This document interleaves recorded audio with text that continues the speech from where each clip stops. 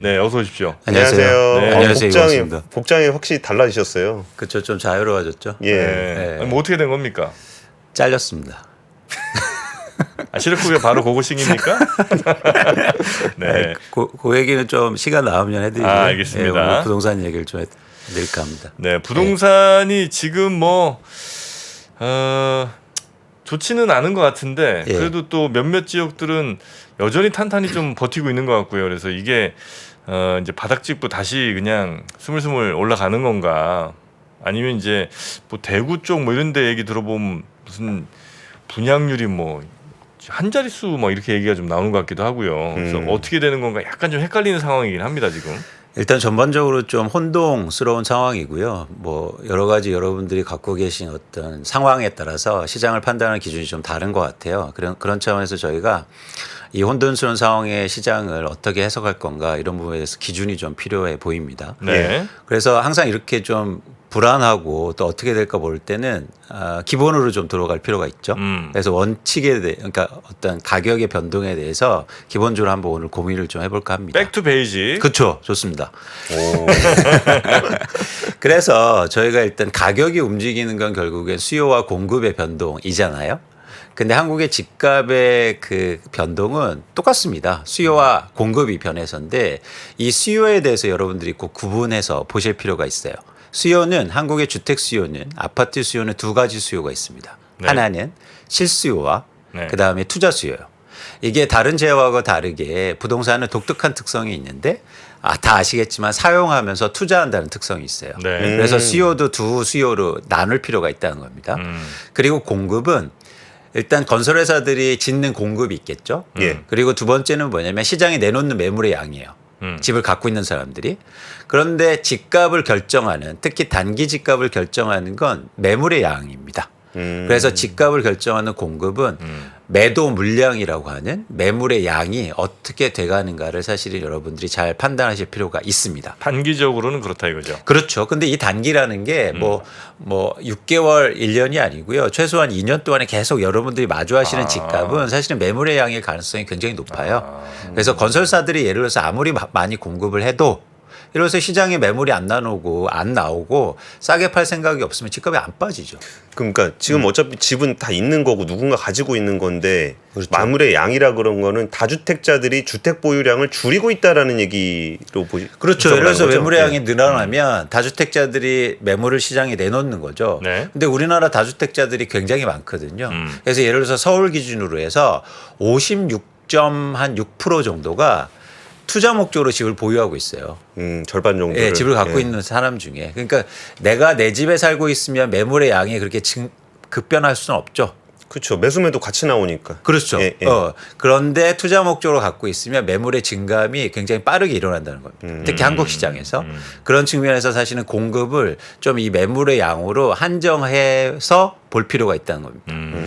그런 차원에서 최근에 시장의 모습을 한번 볼게요. 네. 이 그래프를 한번 보시면 정확하게 이런 모습입니다. 일단 서울 아파트를 보여드리면 서울 아파트의 거래량이 1월부터 완연하게 회복되기 시작했어요. 그러네. 이건 증가라고 표현할게요. 예. 그렇죠?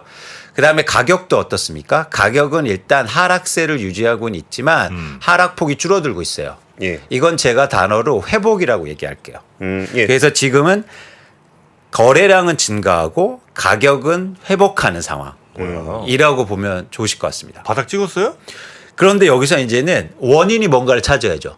예. 그래서 아까 백투더 베이지라고 얘기한 게 뭐냐면 이 원인이 발생한 게 분명히 수요의 변화와 공급의 변화에 있을 겁니다. 예. 근데 이런 현상의 변화가 일어나려면 수요가 증가하는데 매물의 양도 동시에 증가하기 때문에 이런 현상이 나타나요.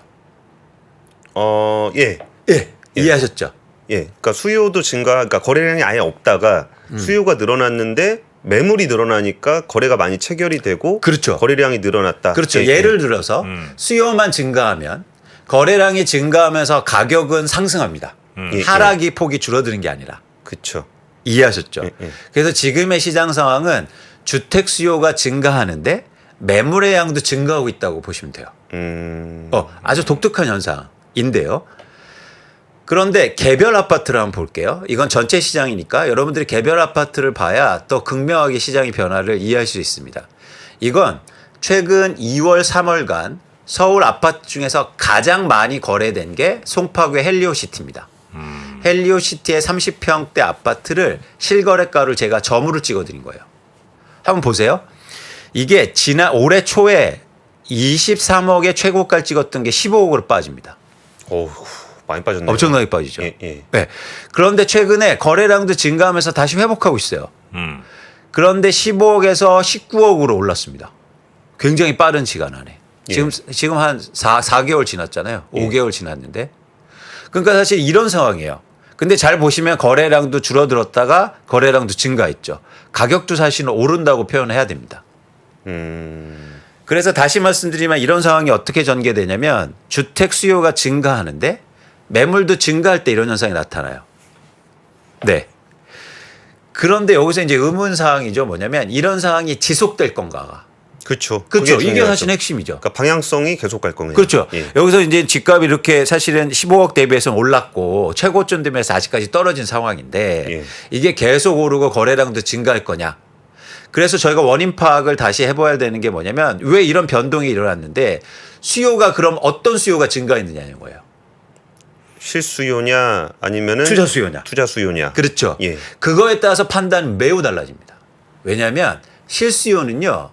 가격이 떨어지면 증가하고요. 가격이 오르면 감소해요. 그렇죠. 기본적으로. 예. 근데 투자 수요는 반대의 성격을 갖고 있어요. 뭐냐면 가격이 오르면 투자 수요는 증가합니다. 그렇죠. 왜냐하면 투자 수요는 미래의 가격에 내 수요를 결정하거든요. 그래서 가격이 오르면 미래의 상승 기대감이 높아지기 때문에 투자 수요가 증가하는 거예요. 예. 그래서 사실은 지금 수요가 증가하는 게 어떤 수요라는가가 개념 규정하는 게 그리고 알아내는 게 굉장히 중요합니다. 예. 그런 차원에서 최근에 수요 중에서 아파트 매수 중에서 30대 거래 비중이 증가한 걸 주목해요. 연령대죠, 30대. 그렇습니다. 예, 예. 그렇습니다. 그래서 잘 보시면 올해 그 상반 그러니까 1분기에 네. 아파트 매수 중에서 30대 거래 비중이 거의 20%, 27% 다시 상승했어요. 줄어들다가. 그래서 지금 사는 특히 30, 40대에 이런 수요가 증가했는데 이 30, 40대 수요가 왜 증가한가를 속내를 살펴보니까 뭐 네. 아시겠지만 일단 특례 보금자리론 신청 현황을 보면 30대가 가장 많습니다. 아, 특례 보금자리론. 네. 정책 효과가 좀 있었다는 거네요. 그렇죠. 예. 그런데 이 특례 보금자리 속내를 또 살펴보면 30대 중에서 신규 주택 매입 비중이 47% 정도 돼요. 아, 처음으로 집 사는. 그렇죠. 그러니까 지금 수요 증가하는 게 많은 비중이 실수요일 가능성이 크다는 거예요. 그렇죠. 예. 예. 그러니까 실수요는 가격이 빠지니까 다시 증가하게 되는 겁니다. 그런데 이 실수요는 어떻게 될까요? 다시 가격이 오르기 시작하면 다시 줄어들 거라는 거예요. 그럴 수 있죠. 예. 예. 아니 그럴 가능성이 되게 높아요. 네. 네. 그래서 이 수요가 지속되기는 힘들다는 게 일단 첫 번째 저희가 전망하는데 중요한 일단 그 가정입니다. 전망입니다. 근데 그게 그 내려가면은 실수요가 많이 올라가면 그럼 투자 수요가 늘어날 수도 있잖아요. 그렇죠. 예. 그래서 이제는 그럼 투자 수요는 어떻게 되느냐? 일단 지금은 투자 수요가 감소하고 있어요. 이거 잘 보시면 갭 투자 수요 비율이에요. 예. 그러니까 대부분의 투자 수요는 전세를 끼고 살죠. 그렇잖아요. 네. 예. 예를 들어서 내가 투자 수요인데 뭐 전세 없이 비워놓을 거야 이런 사람 없지 않습니까? 그래서 갭 투자 일종의 전세를 끼고 사는데 갭 투자 수요 비율을 보면 계속 줄어들고 있어요. 그러니까 지금은 투자 수요가 감소하는 상황이에요. 근데 가격이 회복하고 이러면 투자 수요가 증가할 수 있잖아요. 그렇죠. 그런데 그러기는 힘들다는 겁니다. 이유는 뭐냐면 조금 넘어가서 한번 보실게요. 그 이유는 전세 가격이 빠지고 있기 때문이에요. 그렇죠. 예. 네. 요새 전세가 많이 빠지더라고요. 예. 전세 사기가 하도 많아가지고 사람들이 전세를 되게 두려워하더라고요. 겁내야죠. 예. 그리고 입주 물량이 많기 때문에 네. 전세 가격이 계속 빠지고 있다는 거죠. 그런 차원에서 투자 수요가 증가하기는 힘들고 일단 투자하는 사람들이 이 시장에 대해서 적극적으로 달려들지 않고 있다는 게 지표에 나옵니다. 그러니까 그런 차원에서는 예. 투자 수요가 회복하기 힘들다는 겁니다. 그래서 일단 지금 시장의 변화 첫 번째는 실수요가 증가했는데 일시적일 가능성이 크다는 거예요. 그래서 앞으로 다시 줄어들게 될 겁니다. 이게 이제 첫 번째 저희가 전망이고요. 네. 두 번째는 뭐냐면 아까처럼 집값을 결정하는 것도 공급에 있죠. 그래서 매도 물량이 어떻게 되는가가 굉장히 또 중요한 관점입니다. 예. 그래서 이제 보시는 것처럼 매도 물량이 과연 증가할 건가, 어떻게 될 건가 이 전망을 해야 되는데요. 그래프를 한번 보시죠. 최근에 아주 특이한 현상이 나타나요. 아까 말씀드린 것처럼 매물이 증가하고 있어요. 이건 아까 헬리오시티인데요. 송파구에 매도 물량이 어떻습니까? 계속 증가해요. 예. 이건 아주 독특한 현상이에요. 일반적으로 집값이 상승하면 매도 물량이 어떻게 됩니까? 보통 걷어들이죠. 그렇죠. 그거예요. 그거예요. 예를 들어서 집값 상승에 대한 기대감이 크면 내가 시장에 내놓는 매물을 걷어들이면서 시장을 다시 보겠죠. 그런데 전 여기에 의문을 가는 거예요. 왜 가격이 다시 바닥 찍고 올라가는데 왜 매도 물량은 계속 오히려 증가하고 있을까? 사실 이게 되게 중요하게 집값을 예측하는데 굉장히 중요한 포인트입니다. 이건 실제 제가 만든 게 아니고 실제로 매물의 양을 측정한 거예요. 예. 근데 여기서 특이한 지점이 있어요. 잘 한번 보세요. 그 원인을 찾기 위해서 과거를 한번 찾아보는데 2021년 5월에 6월, 7월에 갑자기 매물의 양이 500건에서 300건으로 줄잖아요. 예. 과거에 보시면 예. 요 지점입니다. 요 지점. 네. 예. 예.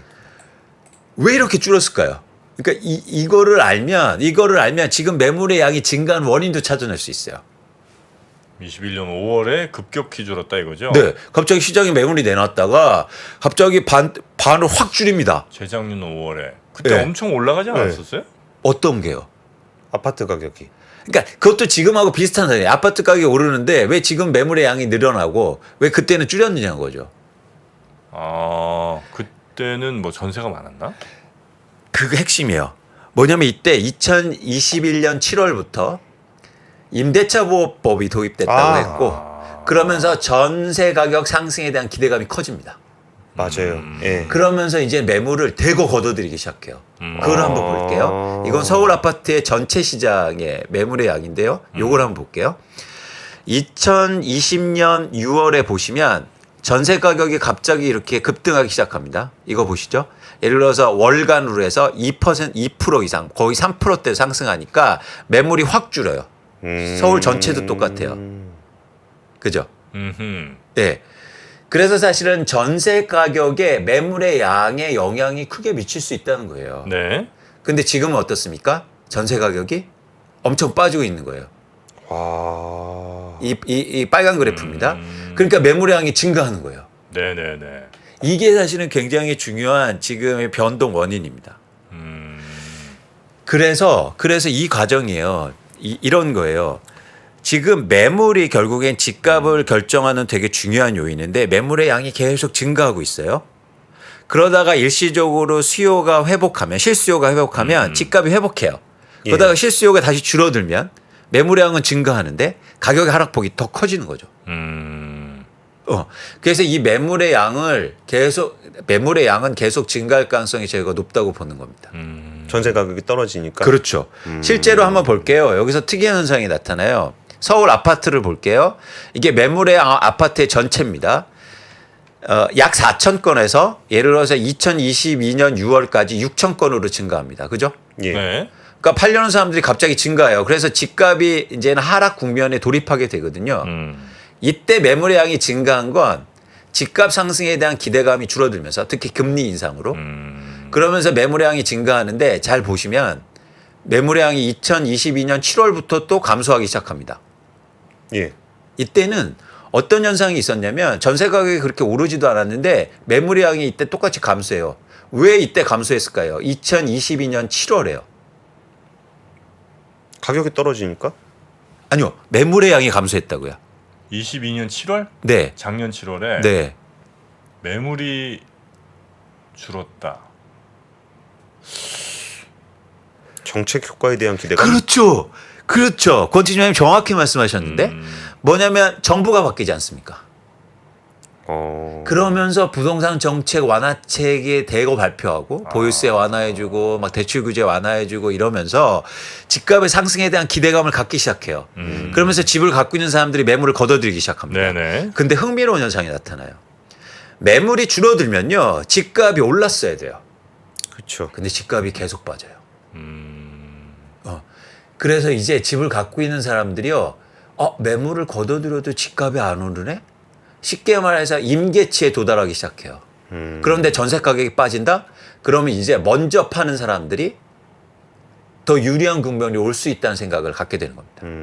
그래서 생각해 보세요. 아까도 잠깐 보여드렸듯이 내가 집을 갖고 있는데 왜 20억짜리 집을 15억에 내놓을까요?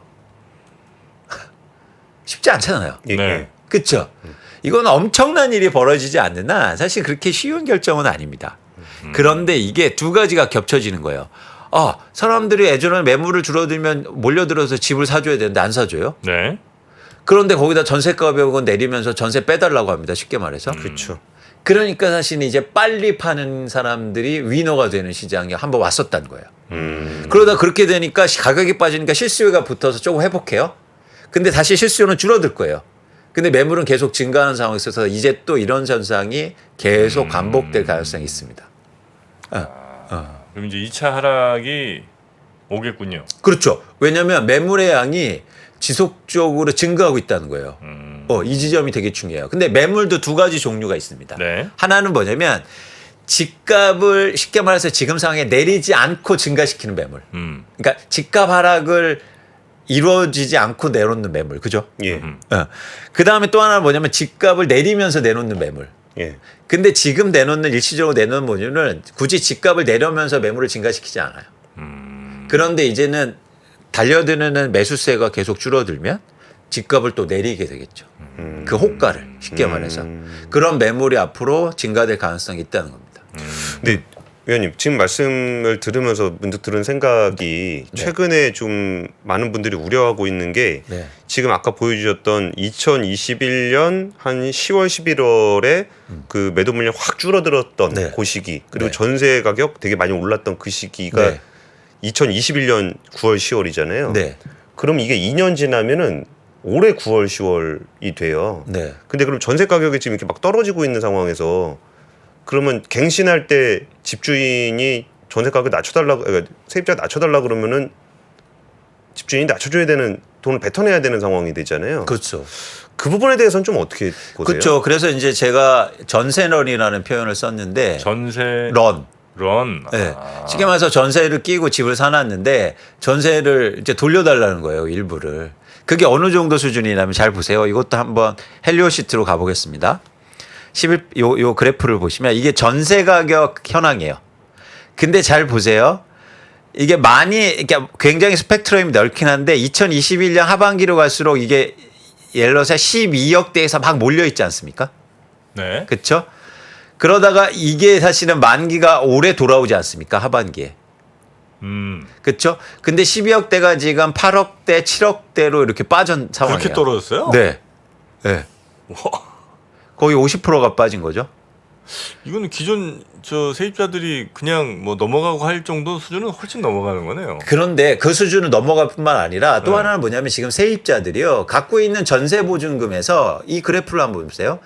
전세보증금에서 38%가 평균적으로 대출입니다. 그렇겠죠. 네. 네. 그러니까 그동안 올려준 금액이 내 돈이면 마찰적으로 예를 들어서 내가 애들도 이사 가야 되고 마찰적 수요가 그냥 크게 살자. 일어나지 않아요. 근데 내가 지금 전세 갖고 있는 전세 보증금 결국엔 집주인한테 맡겨놓은 전세 보증금의 30% 이상이 대출이에요. 그럼 계속 저 이자 내야 되니까. 계속 이자가 많이 내고 있었어요. 못 근데 참지. 만기가 됐어요. 근데 주변에 전세 가격이 떨어졌어요. 못 참지. 적극적으로 노력한다. 네. 예, 이 지점이 되게 중요해요. 과거에는요. 그래서 전세 가격이 잘 안 빠져요. 일부 시장에는 빠졌어도 이사 가기 힘드니까. 예. 근데 지금 임차인들이 굉장히 적극적으로 노력을 할 거랍니다. 네네네. 그런 차원에서 이 하락폭이 큰다는 거고 또 하나 전세 가격은 아주 독특한 특성이 있어요. 뭐냐면 주택 가격은 떨어져도 네. 안 팔면 됩니다. 그렇죠. 그렇죠. 근데 전세 가격은 회피가 불가능해요. 비워놔야 되죠. 예. 예. 근데 비워놓을 수 없잖아요. 예. 만기가 오면 무조건 이 시장 가격에 해당하는 비슷한 가격에 거래가 체결되는 거예요. 그래서 여러분들이 뭐 전세 가격이 일시적으로 하락했다 회복했다 이게 중요한 게 아니고요. 네. 이렇게 전체가 회복하면 다 거기에 수렴한다는 거예요. 그거는 여기에 따져집니다. 뭐냐면 이 그래프를 한번 봐주세요. 이 그래프는 확정일자 전세 건수예요. 잘 보시면 집의 거래량 그러니까 실제로 매매 거래보다 변동폭이 되게 적잖아요. 예, 예. 예. 그만큼 사실은 전세는 무조건 다 거래한다는 거예요. 그러니까 이거를 전문적 용어로 뭐냐면 전세의 수요와 공급은 가격 비탄력적인 특징이 있다는 겁니다. 그러니까 예를 들어서 가격이 내리면 전세 가격이 내리면 물량이 늘어나고 뭐 이런 게 아니고 그게 아니고 전세 수요가 증가하는 게 아니라는 거죠. 예를 들어서 전세 가격이 떨어진다고 난 전세 두 채 살아야지 이런 사람 없지 않습니까? 없죠. 아. 그래서 비탄력적인 특징이에요. 그래서 전세 가격이 떨어지면 그 충격이 사실 크다는 겁니다. 혹시 헬리오시티가 약간 특수한 단지는 아니에요? 그렇지 않습니다. 일반적으로 제가 그래서 그냥 그 대상을 보여주는 거고 네. 지금 전체적으로 보면 제가 이제 전체 아파트도 보여드리는 거예요.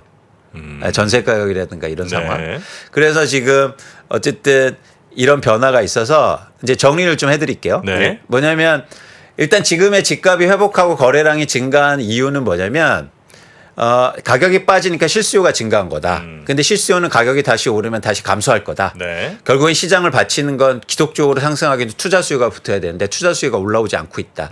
이유는 뭐냐면 여러 가지 대외의 불확실성뿐만 아니라 전세 가격이 떨어지기 때문에 갭 투자가 줄어들고 있기 때문이에요. 네. 근데 이런 상황 속에서 사실은 매물은 계속 증가한다. 근데 매물이 계속 증가하면 결국엔 공급 증가하고 공급이 증가하는 상황에서 수요가 감소하면 당연히 가격 하락폭은 계속될 수 있다. 이런 식으로 일시적인 변동을 있을 수 있어도 추세적인 변화가 일어나긴 되게 힘들다는 겁니다. 네. 그러면 이제 앞으로 대략 올 가을쯤 한 9월 10월 요쯤 그러니까 전세 만기 돌아오는 그때쯤이 꽤 좀 변곡점이 될 가능성이 좀 더 있겠군요. 그렇죠. 하락폭이 되게 커질 수 커지는. 있고 매물이 많이 증가할 수 있다는 거죠. 올해 그게 딱 기점이 돼서 네. 올해 하반기 내년 상반기 이럴 때 매물이 많이 증가하는 겁니다. 근데 매물의 종류 중에서 어떤 매물이다? 가격을 낮춘 매물. 근데 지금의 저희가 올해 1월 달과 지난 하반기부터 가격 하락폭이 컸잖아요. 네. 그때 저는 어떤 규정을 하냐면 많이 빠졌는데 많이 빠지지 않았어요. 그건 뭐냐면 가격은 많이 빠진 것처럼 표현하지만 네. 많은 아파트가 빠지지 않았어요. 아니, 거래량이 적으니까. 그렇죠. 예. 뿐만 아니라 그렇게 매도 물량을 가격을 낮춘 건 몇 건이 안 됐어요. 실제로. 근데 이제 앞으로 가격을 낮춘 매물의 양이 많아질 겁니다. 이게 되게 중요해요. 그래서 그 양이 많아질 거라는 게 여러분들이 주목하실 필요가 있고 네. 그래서 무주택자분들은 여러분들이 그동안 사실 이렇게 예를 들어서 헬리오시티 15억짜리는 찾기 힘들었어요. 그런데 앞으로 그런 매물의 양이 많아진다는 게 되게 중요합니다. 그럼 위원님 항상 얘기하셨던 그럼 다시 언제쯤 반등하냐라는 거는 가격이 어느 정도가 내려오게 되면 실수요자들의 어떤 니즈가 높아지고 거래량이 늘어나면은 조금 더 추세가 반전될 수 있다. 그렇죠. 이렇게 보시는 그렇죠. 거죠? 실수요뿐만 아니라 투자 수요가 증가해야 돼요. 아. 투자 수요는 추세적으로 증가하거든요. 그래서 투자 수요가 증가하는 시그널을 어디에서 찾냐면 거래량의 추세적인 회복입니다. 근데 4월부터 이미 거래량은 떨어질 가능성이 되게 커 보이거든요. 그러면 이미 이제 수요는 줄어드는 거죠. 네, 투자 네, 수요만이 가격을 올리면서 산다는 거예요. 예. 그런 시장을 이제 예상을 하고 계신 네. 상황이군요. 우리 또 집으로 하시면서 부동산 준 전문가 뭐 아니십니까? 제 뷰랑 거의 비슷해요. 네. 네, 그래서 뭐 저는 이렇게 조용하게 제가 시간이 거의 돼서 네, 한 네. 2분만 시간 네, 잠깐 네, 네, 주시면 네, 네. 제가 사실은 여러분들 회사를 그만뒀습니다. 글쎄 그러셨다고. 예, 아직까지 뭘 할지는 아직 구체적인 계획은 없는데요. 아, 그러세요? 저는 사실 리서치를 좋아하고 잠깐 요거 제가 준비한 거 한 그 슬라이드 보시면 네. 제 목표가 있습니다. 왜냐하면 뭐예요? 투자한다면 부의 불평등을 줄일 수 있을까? 네. 저는 이게 분명히 가능하다고 봐요. 네. 그래서 저는 3%가 지향하는 지점도 이거라고 생각하고 네. 많은 분들이 투자를 통해서 뭔가 좀 내 집 마련도 하고 그래서 이런 부분에 도움을 드리고 싶습니다. 네. 그래서 그런 차원에서 제가 이제 리서치를 계속 할 거고요. 네, 여러분들하고 소통을 하려고 해요. 근데 지난번에 나와서 제가 레포트를 보내드리는데 제가 회사 메일이 이제 잘렸잖아요. 그래서 여러분들이 지금 저한테 요청하시는데 회사 메일을 통해서 소통이 안 돼요. 그래서 기존에 제 레포트를 보내주시는 분들은 따로 안 보내주셔도 됩니다. 제가 이제 다시 보내드릴 건데 혹시나 저한테 제 레포트를 무료거든요. 보내주실 분들은 요 메일 주소로 저한테 이름하고 그냥 메일 주소만 알려주시면 제 리서치 보고서를 이제 다시 보내드리고요. 이제 그 이름이 광순의 복덕방입니다. 네. 그래서 여러분들 꼭 아셔야 될 게 뭐냐면 네. 그동안은 제 레포트가 사실 외부에 약간 공개되기도 했어요. 왜냐하면 회사 이름이니까. 근데 이제는 앞으로 어느 곳에서 보실 수 없습니다. 저한테 신청 안 하시면 못 보거든요. 그래서 제가 뭐 돈 받고 이런 건 아니니까 여러분들 기존에 받으시는 분들은 제가 다시 보내드릴 수 있어요. 근데 혹시나 새로 원하시는 분들은 저한테 보내주시면 이게 코리아 애널리스트입니다. 네. 그래서 저는 계속 애널리스트 할 거고요. 이게 위치가 어디 되든. 그래서 저한테 그냥 위원님 위원이라고 말씀해 주시면 좋을 것 같고. 네네네. 어쨌든 여러분들 잘 제가 정보 전달해서 내 집 마련하고 부의 불평등을 좀 해소하는 데 도움이 되고 싶습니다. 네, 알겠습니다. 자, 이제 FA 시장에 풀린 이강수 위원님 모셔갈 회사들 여기 메일로 많이 신청들 하시기 바라겠고요. 예. 네, 그러면 앞으로도 부동산 관련된 좋은 인사이트 종종 듣도록 하겠습니다. 고맙습니다. 네, 고맙습니다. 감사합니다.